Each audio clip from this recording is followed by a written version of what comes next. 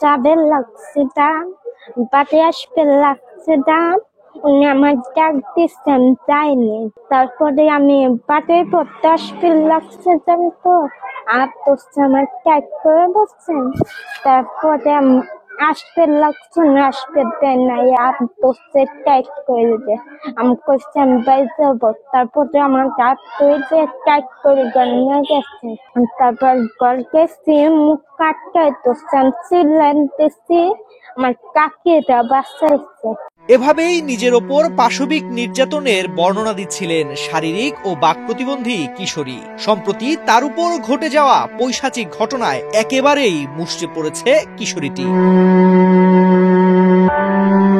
ফরিদপুর সদর উপজেলার গেটদা ইউনিয়নের কাফুরা মধ্যপাড়া গ্রামের হত দরিদ্র রাজমিস্ত্রি শেখ সেলিমের বাক প্রতিবন্ধী কিশোরীকে ধর্ষণের চেষ্টা করে প্রতিবেশী ৪৮ বছর বয়সী শেখ রানা। গত ১৮ অক্টোবর বিকেলে বাড়িতে কেউ না থাকার সুযোগে শারীরিক প্রতিবন্ধী কিশোরীকে ফুসলিয়ে নিজ ঘরে নিয়ে যায় শেখ রানা। পরে কিশোরীটিকে ধর্ষণের চেষ্টা করে। এক পর্যায়ে কিশোরীর চিৎকারে আশপাশের লোকজন এগিয়ে এলে রানা পালিয়ে যায়। এই ঘটনাটি জানাজানি হলে এলাকা জুড়ে ক্ষোভের সৃষ্টি হয়েছে। এই ঘটনাটি ধামাচাপা দিতে নানা চেষ্টা তদবির করছে প্রভাবশালী শেখ রানা। ঘটনায় কিশোরীর বাবা বাদী হয়ে কোতোয়ালি থানায় একটি মামলা দায়ের করেন। মামলা দায়েরের পর পুলিশ শেখ রানাকে আটক করে। বর্তমানে তিনি কারাগারে রয়েছেন।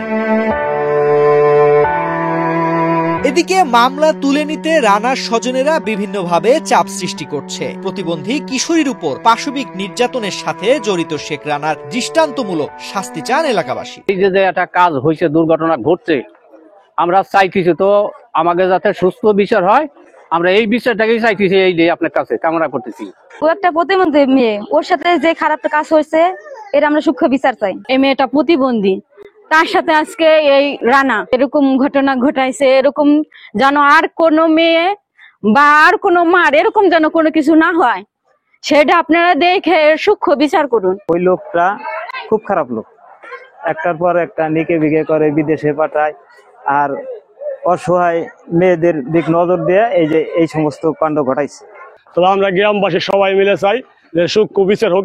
ঘটনার পর থেকে শেখ রানার স্ত্রী সহ স্বজনেরা বাড়ি তালা দিয়ে আত্মগোপনে চলে গেলেও বিভিন্ন মাধ্যমে কিশোরীটির স্বজনদের নানাভাবে হুমকি দিয়ে যাচ্ছে বলে অভিযোগ উঠেছে।